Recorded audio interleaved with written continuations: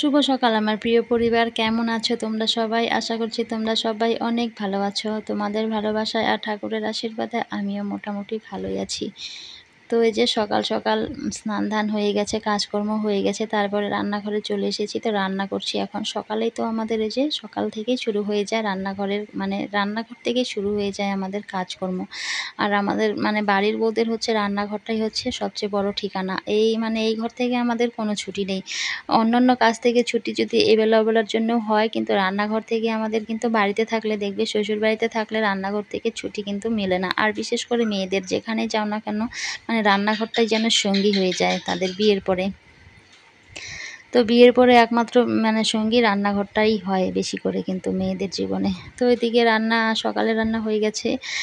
তো প্রতিদিন তো আমাদের সেই একই রুটিন, সকালে রান্না, দুপুরে রান্না, রাতে মানে চলতেই থাকে। সব কিছুই একটু মানে অন্যরকম হয়, কিন্তু আমাদের এই রুটিনটা একটু অন্যরকম হয় না। কারণ এই যে প্রতিদিন একই রুটিন, সকালে রান্না মানে একই জিনিস, মানে প্রতিদিন ভালো লাগে না। আর এটা আমি চাইলেও পাল্টাতে পারবো না এটাকে, কারণ এটা হচ্ছে জয়েন্ট ফ্যামিলি। আমার ইচ্ছের উপরে কোনো কিছুই হবে না। মানে জয়েন্ট ফ্যামিলির জিনিসটা, মানে ব্যাপারটা কিন্তু টোটালি আলাদা। মানে যারা থাকো জয়েন্ট ফ্যামিলিতে তারা জানো, আর যারা থাকো না তারা কোনোদিনও সেটা বুঝতেও পারবে না কিন্তু। আর এদিকে দেখো বাইরের পরিবেশটা কীরকম রৌদ্র দিয়েছে, প্রচণ্ড রৌদ্র দিয়েছে কিন্তু। এতটা রৌদ্র দিয়েছে না, বাইরে বেরোনোই যায় না। আর এই যে এত গরমে না রান্না কাজগুলো না একদমই ভালো লাগে না। রান্না বান্না বলো, খুবই মানে কষ্টকর একটা ব্যাপার। আর সেটা কষ্ট হলেও কিছুই করার নেই, বাড়ির বউদের তো এই কাজগুলো আমাদের করতেই হবে। এই ঠান্ডা গরম শীত গ্রীষ্ম বর্ষা যাই হোক না কেন, রান্নাঘর আমাদের ছাড়া যাবে না, কাজ করতেই হবে। আর এই যে গাছটাতে দেখতে পাচ্ছ কত কাঁঠাল ধরেছে, আরও অনেক প্রচুর কাঁঠাল ছিল। তো কাঁচা অবস্থায় অনেক বিক্রি হয়েছে, অনেকবার বিক্রি করা হয়েছে। আর ওই যে এগুলো রয়ে গেছে, এগুলো আর এখন বিক্রি হবে না। তো এগুলো পাকবে, আর এগুলো কিন্তু যে গরুকে খাওয়ানো হবে। তো এদিকে যে ভুট্টাটা জাল করছিলাম। তো সকালে রান্নাটা তো হয়ে গেছে। তারপরে যে প্রতিদিনকার রেগুলার রুটিন, এটাও আমাদের একটা কাজের মধ্যে পড়ে। প্রতিদিন রান্নার পরে এই যে গরুর জন্য রান্না করতে হয়। তো যে হাঁড়িতে জল দিয়ে দিলাম, তারপরে ভুট্টা দিয়ে দিলাম, ভাতের ফ্যানগুলো ছিল সেগুলো দিয়ে দিলাম। তো রান্না করেছি, কড়াইটা রয়ে গেছে, এখনও কড়াইটা মাজা হয়নি। বাকি বাসনগুলো মাজা হয়েছে, কিছু হয়েছে, আরও কিছু রয়ে গেছে। তো ভাবলাম উনানে ভুট্টাটা দিয়ে নেই, তারপরে ভুট্টাটা দিয়ে বাকি কাজগুলো আছে রান্নাঘরের, সেগুলো আস্তে আস্তে করে সারতে থাকবো।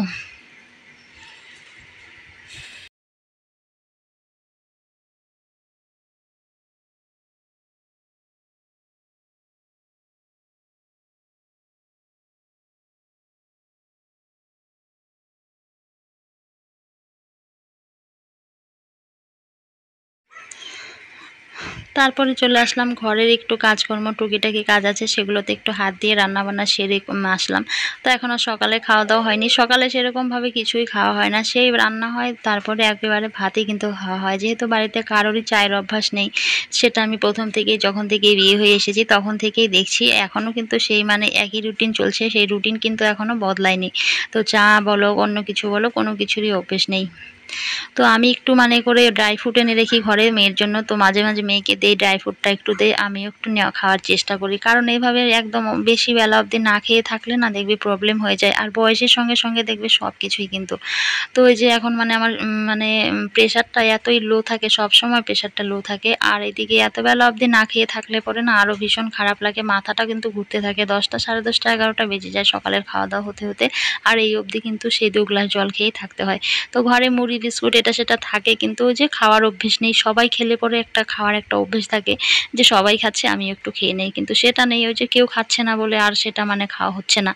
আর জয়েন্ট ফ্যামিলির ব্যাপারটা টোটালি আলাদা, বুঝতেই পারো কিন্তু অন্যরকম, কিন্তু যারা থাকো তারা বুঝতে পারবে। আর যারা থাকো বলতে কি, এখন তো জয়েন্ট ফ্যামিলি সেরকম সচরাচর চোখে পড়েই না, দেখাই যায় না।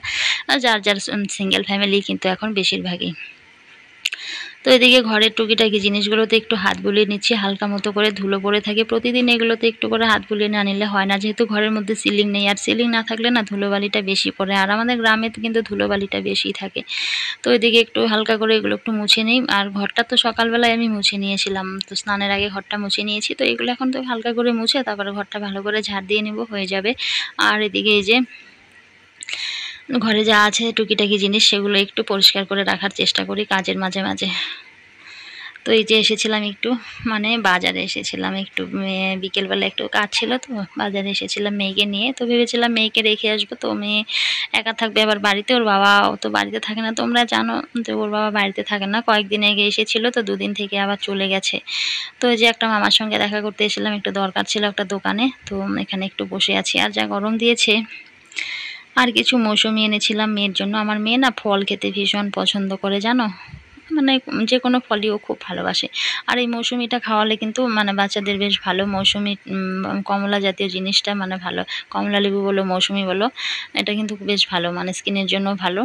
আর যে কোনো ফল কিন্তু সবাইকে কিন্তু কম বেশি আমাদের খেতে হয়। আজকাল যা দিনকাল পড়েছে রোগ ব্যাধি বেশি মানুষের শরীরে, দেখবে সব কিছুতেই মানে কোনো কিছুতেই সেরকম ভিটামিন নেই, সব কিছুতেই ওষুধ দেওয়া, এটা সেটা দেওয়া না, রোগ ব্যাধি বেশি থাকে। আর এদিকে দাঁতের পক্ষেও তো যে কোনো মানে প্রতিদিন একটা করে টাটকা ফল কিন্তু আমাদের সবার খাওয়া মানে দরকার, দাঁতের জন্য সেটা উপকার, মানে দাঁতে চিবিয়ে খাওয়াটা। তো এদিকে যেটার মধ্যে ঢুকিয়ে রাখলাম ফলগুলো। আর এই ঝুড়িটা না আমার আমাকে মা দিয়েছিল, ফলের ঝুড়িটা খুব সুন্দর লাগে কিন্তু এরকম ঢাকনালা ঝুড়ি, তো ফল রেখে দিলে কোনো তেলাচোরা বা আরশোলা টাশোলা কোনো কিছু মানে যাতে ঢুকে যাতে নষ্ট না করে। আর এদিকে আমার মেয়ে দেখো না টুকিটাকি কত জিনিস ক্লে দিয়ে বানিয়ে বানিয়ে রেখে দিয়েছে এদিকে, আর সেগুলো একটু সরিয়ে সরিয়ে মুছেও নিলাম, পরিষ্কার করে নিলাম কিন্তু।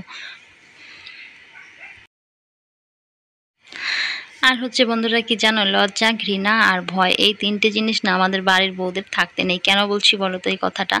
কারণ এই যে বলছিলাম যে আমি এখন যে কাজটা করছি এটা হচ্ছে এই যে দেখো গরুর গোবরগুলো ফেলছি, তো ঘৃণা থাকলে কিন্তু এই কাজটা করতে পারতাম না। তো এই যে অনেকেই কিন্তু ঘৃণা করে, এই কাজটা করতে চায় না, করতে পারে না, যাদের মানে গরু নেই, যারা শহরে থাকে একদমই গরু বাছুর মানে দেখে না রাখে না, তারা কিন্তু এই কাজটা করতে পারবে না। কিন্তু আমাদের গ্রামের বাড়িতে তো বেশিরভাগ গরু মানে সংসার করতে গেলে গরু ছাগল বাছুর এগুলো রাখতেই হবে, সংসারের উন্নতির জন্য এগুলো রাখতে হয়। আর গরুটা রাখলে কি হয়, একটু বাড়ির মানে দুধ হয়, লোকাল গরুর দুধ, মানে সেটা মানে খেতে ভালো। আর প্রতিদিন কিন্তু আমাদের স্বাস্থ্যের জন্য দুধটা কিন্তু যাই খাও না খাও মানে রাতের বেলা একটু করে দুধ খেলে কিন্তু সেটা মানে একটু স্বাস্থ্যের জন্য খুবই ভালো কিন্তু। তো এই যে দেখো আমি এখন এই যে গোবরগুলো কিন্তু ফেলে নিচ্ছিলাম। আর এই ঘৃণা থাকলে এই কাজগুলো আমি একদমই করতে পারতাম না। কি করতে পারতাম বলো তোমরাই বলো? পারতাম না কিন্তু। এর জন্য এই যে বাড়ির বউদের কিন্তু লজ্জা ঘৃণা ভয় এগুলো থাকতে নেই। আর ভয় কেন বলছি থাকতে নেই, তো সব সময় বাড়ির পুরুষরা বাড়িতে থাকে না, কিন্তু ওরাও কাজের জন্য, যেরকম আমার বড়ই বাড়িতে থাকে না, কাজের জন্য ওকে বাড়িতে যদি 2 মাস থাকে তাহলে বাইরে ওকে 4 মাস বা 6 মাস এরকম করে থাকতে হয়। তো ও যেহেতু থাকে না, এর জন্য আমার মনের মধ্যে একটু সাহস একটু রাখতেই হবে, সে দিনের ব্যাপারেই বলো আর রাতের ব্যাপারেই বলো। তো সবসময় তো আমার পেছনে লোক থাকবে না যে আমাকে পাহারা দেবে, আমাকে দেখে রাখবে, বর নেই বাড়িতে। তো এর জন্য নিজেকে একটু সাহসী কিন্তু হতে হয়। এর জন্যই বললাম যে লজ্জা ঘৃণা ভয় এগুলো মানে বাড়ির বউদের কিন্তু রাখা একদমই চলে না। আর গোবরগুলো এনে কিন্তু এখানটায় এই যে ফেলে দিলাম, এখানে গোবর ফেলারই এটা জায়গা। তো সকালেই বলো, গোয়াল ঘরের গোবরই বলো, বাইরের গোবরই বলো, সব গোবর এখানটায় এনে কিন্তু এই যে ফেলতে হয় আমাদের। আর এই গোবরগুলো এখানে যখন পচে সার হয়ে যায়, এগুলো তখন জমিতে দিয়ে দেয়। আর এই যে আমি পাকার মধ্যে শুয়ে একটু রেস্ট নিচ্ছিলাম, কারণ বিছানা এত গরম হয়ে গেছে, ঘরে সিলিং নেই না, টিনের তাপে বিছানাও গরম হয়ে গেছে। আর গিয়েছিলাম হচ্ছে মেয়েকে টিউশনে গিয়েছিল, মেয়েকে আনতে গিয়েছিলাম। তো ওর বাবা বাড়িতে থাকে না, যখন তখনই আমাকে যেতে হয় কিন্তু, স্কুলেই বলো টিউশন থেকেই বলো। আর অনেক দূরে আমাদের বাড়ি থেকে স্কুল, বাজার অনেকটা দূরে, তো অনেকটাই অসুবিধা হয়, খুবই কষ্ট হয়। মানে ছেলে মানুষ বাড়িতে না থাকলে বুঝতেই পারো, যখন তখন মানে যেতে হয় বাচ্চা কাচ্চার জন্য এদিকে সেদিকে কিন্তু। তো এসে মানে এতটা খারাপ লাগছিল, তো এখানটায় পাকার মধ্যে একটু শুয়ে আছি। তো এই যে গিয়েছিলাম, তো এটা যাওয়াটা তোমাদের সাথে আসাটা পরে শেয়ার করছিলাম। তো এটা মানে ভিডিওটা মানে সেটিং করার সময় এটা মানে একটু গন্ডগোল হয়ে গেছিলো, এটা আগে করার কথা ছিল। তো এই যে দেখো যে যেমনি তেমনিভাবে একটা শাড়ি কিন্তু কোনোরকমভাবে পরেই গিয়েছিলাম, কারণ মেয়ে মানুষ, বাচ্চা মানুষ, ছোট মানুষ একা আসে না, ভয় লাগে একা ছাড়তে না। তো যখন সময় পাই আমি কিন্তু ছুটে চলে যাই, যেভাবে থাকি ওভাবেই কিন্তু চলে যাই। এতে আমাকে কে কী বলে বলুক, আমার কিন্তু কিচ্ছু আসে যায় না, কারণ মানে এত সময় আমার হাতে নেই যে মানে পরিপাটি হয়ে রেডি হয়ে তারপরে যাব, কারণ আমাকে প্রতিদিনই ছুটতে হবে, প্রতিদিনই সেই সেজেগুজে বের হওয়াটা সম্ভব না। তারপর ওখান থেকে এসে যে শাড়িটা পরে গিয়েছিলাম, ঘেমে না ভিজে গিয়েছিল, যে শাড়িটা না মানে একটু জল কাচা করে এনে তো খাটের স্ট্যান্ডে এখানে মেলে দিয়েছি জানো বন্ধুরা। তো ভাবলাম ঘরে একটু যদি আরাম পাই বসে বা শুয়ে, তো এখানে মেলে দেওয়ার সাথে সাথে শাড়িটা শুকিয়ে গেছে।